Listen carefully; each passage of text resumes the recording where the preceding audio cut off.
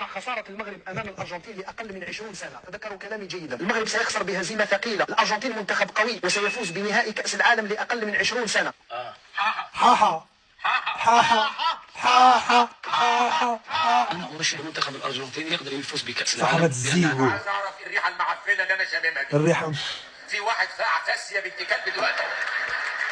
ايه هتعمل ايه؟ حرام عليك، لازم تلف بيت، حرام عليك. الارجنتين عندها حدود اكبر يعني دي تفوز باللقب. توجد خرج لاعبين، نشوفوا لاعبين توجد كبار يلعبوا في احتدايا. نظن باللي بالك راهي طاكينه في المنتخب الارجنتيني، والمنتخب الارجنتيني نظن كما الكبالة. منتخب نظن المنتخب اللي عنده جرينتا، اللي عنده جرينتا. الاستحواذ يعرف كيفاش. ربنا يخرب بيوتكم بحق جاه النبي. يا ربي. يا رب يعدي عليكم اتوبيس سياحي فاخر يقطعكم حتت ما يعرفوا يلموا رجلين من دراعات. اكيد كاين اللي مدكش النعاس هاد الليله، وفينا صحافه الزيكو ولاد بويوت الرذيله كما كيقول شوقي بن زهره. صافي تسد الباب ما تطلقوش، ما بقاش لكم الصوت باش تهضروا. صافي بقاو تابعين المغرب.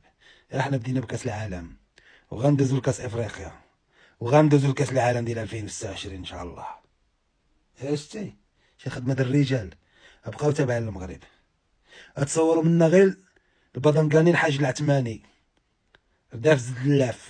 ايه با المغاربه احفاد السعديين مرابطين والموحدين. طارق حبيب محمد الشيخ اللي برك على سليمان القانوني. وجا الغالب بالله وكلالو الحلوى في واد اللبن.